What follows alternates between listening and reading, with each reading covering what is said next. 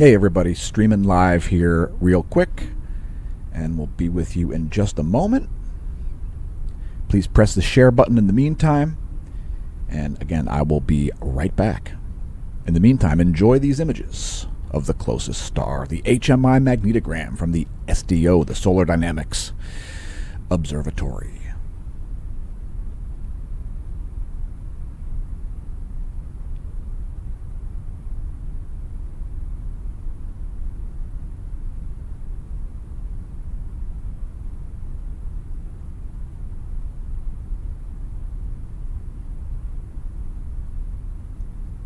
So just a quick live stream today, folks. Just wanted to show some analysis here. Going to show some close-ups of sunspot 4114 as well as that new active region that has recently risen in the southeast. So let's get at it.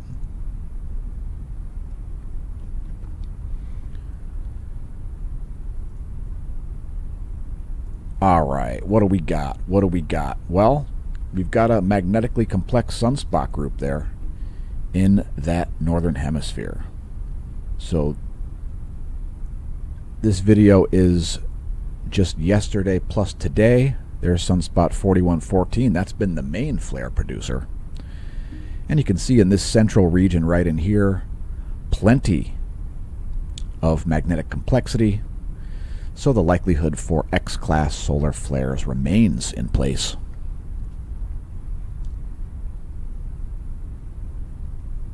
And a quick look at this new group.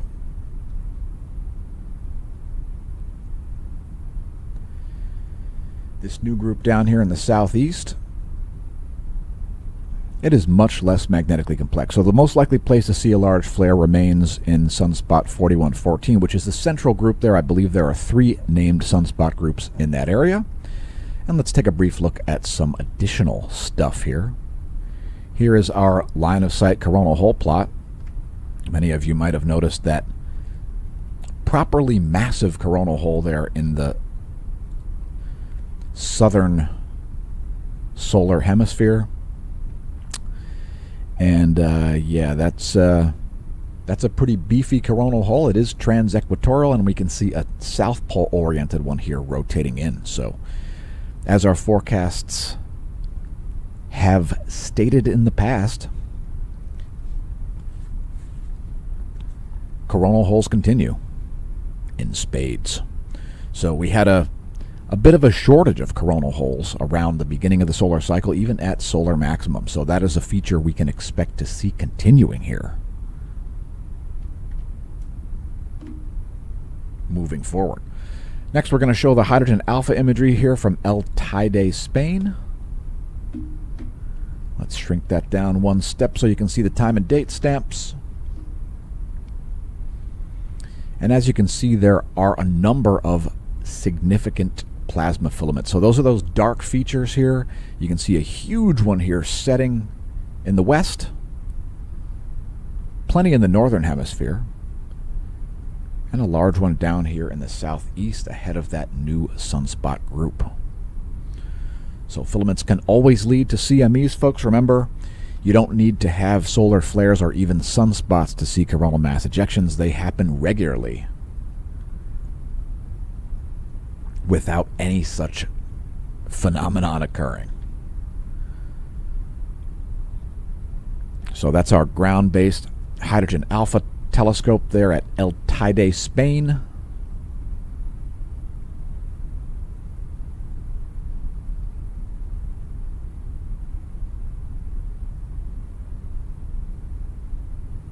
And if you are viewing the video, please let us know in the comments, as I don't see any comments.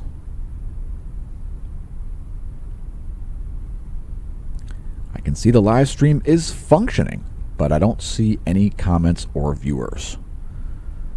So if you viewed this in the syndication, please leave a comment there, press the share button, etc.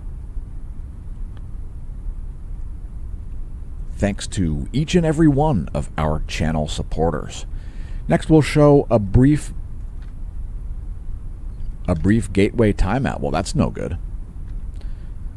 All right, we're going to show the GOES 16 SUVI here for a quick moment. Since we've got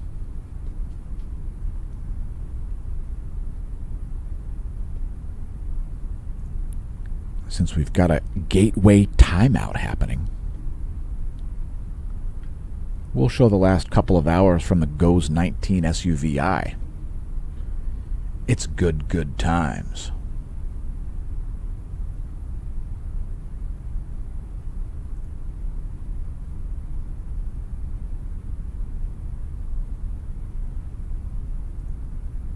There we are. So that's the past about 2 hours or so. And let me bring up the imagery that I wanted to show. It's the SDO 171 angstroms. We are currently showing the ionized helium wavelength from the GOES 19.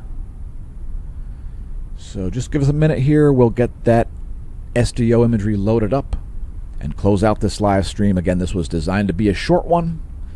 That was the purpose of it, to be relatively brief. Just waiting for the SDO site to load here. Perhaps we're not getting a good wavelength. So let's just try showing the 171, since it doesn't seem to want to show us the 171 plus magnetogram. Perhaps that will work out a little better. Let's see what happens.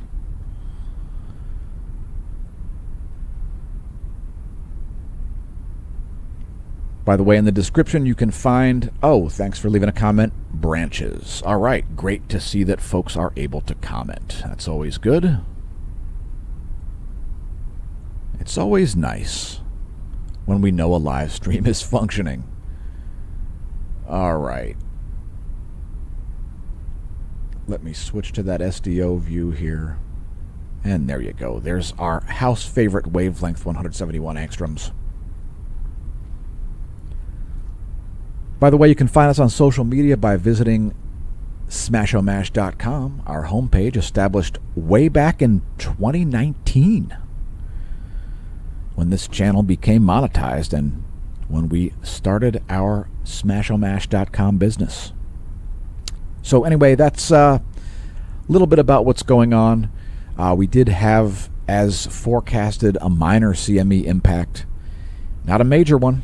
Just a minor one. It was pretty diffuse, so it was not what you'd call a direct hit. Let me just check a couple more things here while that imagery plays, because I want to see if there's anything else relevant to show all y'all.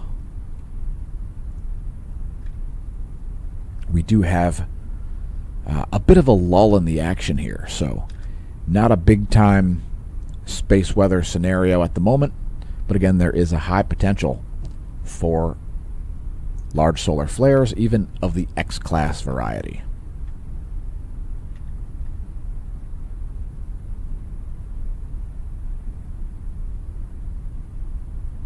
Sunspot number last I checked was around 120.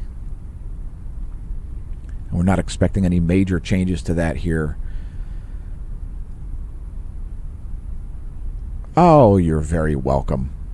We pass out the moderator wrench very leniently on the channel. It's pretty hard to lose it. You have to spam or something. So thanks for viewing the content. We use that wrench to identify people who have previously viewed the channel. So if you're new to the channel, leave a comment. Perhaps you'll get a wrench as well. So yeah, just briefly taking a look here at the forecasts. And we don't really have any major space weather forecasts at the moment. We don't have any big-time CMEs headed Earth's way or anything like that at the moment. There will be a coronal hole high-speed stream showing up in a few days, but it's going to be from that South Pole-oriented coronal hole that we talked about earlier that is rising in the east. So yeah, pretty chill. Here's the coronal hole that we're talking about. That's still like 4 days out, 5 days out, something like that. And when you're expecting a coronal hole high-speed stream, typically what you see is an increase in the solar wind density followed by a marked drop-off in the solar wind density and an increase at that time in the solar wind speed. So anyway, I just figured I would briefly take a look at the complexity of these spots and so on. And yeah, that's it. It's time to sign off. I've been your host, Dan, a.k.a. Smash-O-Mash, from the Smash News Network, least busted name in news.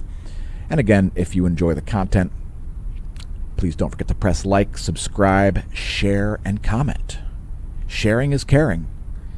And that's what we do on the channel. So anyway, we'll see you soon. Thanks again for tuning in. And until next time, may that solar wind be at your back.